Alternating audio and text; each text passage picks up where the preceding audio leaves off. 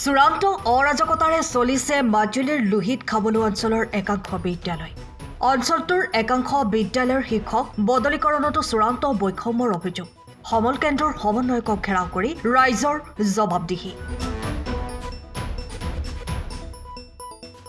চৰকাৰী অধিসূচনা জাৰিৰ পিছতো নাওবৈচা শিক্ষা খণ্ডৰ পৰা মাজুলী শিক্ষা বিভাগৰ অধীনলৈ নাহিল লোহিত খাবলো অঞ্চলৰ বিদ্যালয়সমূহ।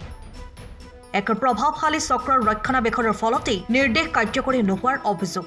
উদাসীন শিক্ষামন্ত্ৰী ডাঃ ৰণোজ পেগু শিক্ষক বদলীকৰণ কৰিলে আগন্তুক গুণোৎসৱ বন্ধ কৰাৰ সিদ্ধান্ত। লখিমপুৰ জিলাৰ অধীনত থকাৰ কালচোৱাত অৱহেলিত হৈ থকা লোহিত খাবলো পঞ্চায়ত 5 বছৰ পূৰ্বে মাজুলীত চামিল হৈছিল, কিন্তু আজিও চামিল নহল বিদ্যালয়সমূহ। কথা হ'ল আমাৰ এইখন এই লোহিত খাবলিৰ ভিতৰত বহুত পুৰণা স্কুল হয়। যেতিয়া ব্ৰিটিছৰ দিনৰ স্কুল বুলি আমাৰ দেউতাহঁতেও কয়, আমিও এইখন স্কুলতে পঢ়া। দুখৰ বিষয়, আমাৰ ইয়াত 40জন ষ্টুডেণ্ট থকাৰ পিছত 3জন খালী শিক্ষক, তাৰে এজন অফিচিয়েলি থাকে। তেওঁ 2জন শিক্ষকে 40জন কেণ্ডিডেটক মানে পঢ়ুৱাবলগীয়া হয়। তাতো অসুবিধা হয় তেওঁলোকৰ 2জনেও। মই মাজে মাজে স্কুল আহোঁ, মাজে মাজে স্কুলৰ খবৰ খাতি লওঁ। নেক্সট যেতিয়া মই ইয়াৰ আগতো এজন শিক্ষকক ট্ৰেন্সফাৰ দিছিলে, তেতিয়া মই চিআৰচিজনক মই কৈছিলোঁ যে আপুনি নেক্সট আৰু ইয়াৰ পৰা নিবলৈ নিবিচাৰিব। তেতিয়া তেওঁ হ'ব বুলি কৈ আকৌ আমাৰ যিজন এতিয়া শিক্ষক তেওঁ আকৌ নিবলৈ ধৰিলে। এতিয়া আমাৰ কাষতে কামবুং আছে, বৰুণচুক আছে। বৰুণচুকত 9জন শিক্ষক 9জন ষ্টুডেণ্ট 3জন শিক্ষক ৰাখি থৈছে। আমাৰ ইয়াত 40জন 3জন শিক্ষক, 9জন ক'ত 40জন ক'ত? সেইকাৰণে আমি এই কথাখিনি CM ছাৰ লগতে শিক্ষামন্ত্ৰীকো আমি অৱগত কৰিব বিচাৰিছোঁ, যাতে আমাক এই কথাখিনি অলপ গুৰুত্ব সহকাৰে লৈ এই স্কুলখনৰ ভৱিষ্যত আৰু আমাৰ এই কণ ল'ৰা ছোৱালী যিখিনি আছে তেওঁলোকৰ ভৱিষ্যত যাতে উজ্জ্বল কৰিবৰ বাবে আমি গাঁওসমূহ ৰাইজে আজি গোট খাই এই পদক্ষেপটো ল'বলগীয়া হ'ল। আমাক খালী মাজুলী বুলি নামটোহে দিছে। আমাৰ এতিয়ালৈকে মেইন বস্তুটো যিটো মানে মানুহৰ মেইন যিটো ব্ৰেইনটো, আমাৰ ব্ৰেইনটো ক'ত ৰাখি থৈছে? লখিমপুৰত ইউজ কৰি আছে লখিমপুৰে, কিন্তু আমাক নাম বুলিবলৈ কৈ ইয়াত খালী আমাক মাজুলীকৰণ কৰি থৈ দিছে। আহিছে কেইটামান বিভাগ আহিছে, যিকেইটা মেইন বিভাগ, আমাৰ শিক্ষা বিভাগটো আমাৰ মাজুলীলৈ অহাই নাই। আৰু অসুবিধা আমি সন্মুখীন তাতেই। আমি ইয়াতে ওচৰতে, আমাৰ বেছি দূৰ নহয়, আমাৰ খালী 5 মিনিটৰ ৰাস্তা মাজুলী। আমি কোৰ্টলৈ যাবলৈ হ'লে 5 মিনিট, আপোনাৰ মেইন হেৰি হ'লে 5 মিনিট লাগে, কিন্তু আমি লখিমপুৰলৈ যাবলৈ এতিয়া 2 ঘণ্টা টাইম লাগে।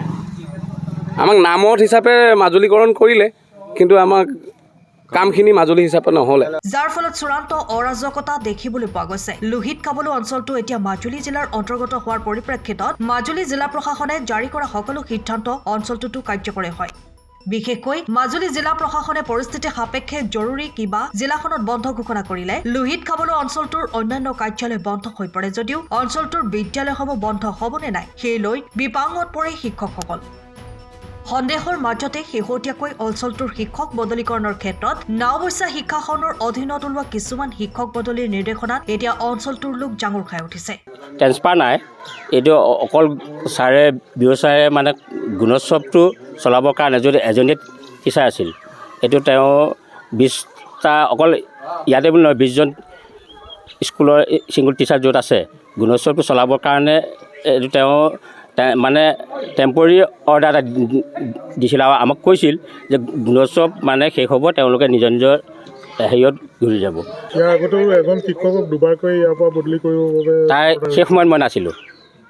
সেই সময়ত মই কনচাৰ্নচাইছি নাই। মই ইয়াত মাজতহে আহি যিজন আটা চালি আছিল তেওঁ মানে যোৱাৰ কাৰণে মই মাজতে এইটো হেৰিয়ৰ দায়িত্ব ভাল হৈছোঁ, তেতিয়া মই নাই।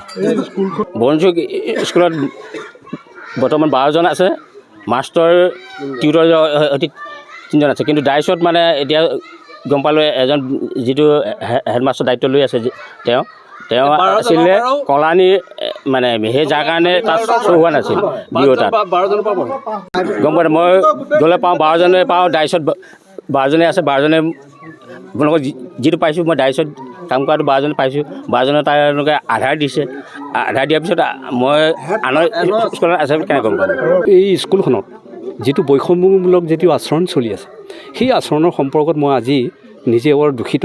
মই এতিয়া 65 years above just now, কিন্তু এটা কথা ক'বলৈ বাধ্য হৈছোঁ, এই স্কুলখনৰ পৰা 40জন ছাত্ৰ ছাত্ৰী, এই 40জন ছাত্ৰ ছাত্ৰীৰ পৰা নিতুল হাজৰিকা আৰু তাৰমানে ৰতন দাস, সবেশ্বৰ দলে হেডমাষ্টাৰ,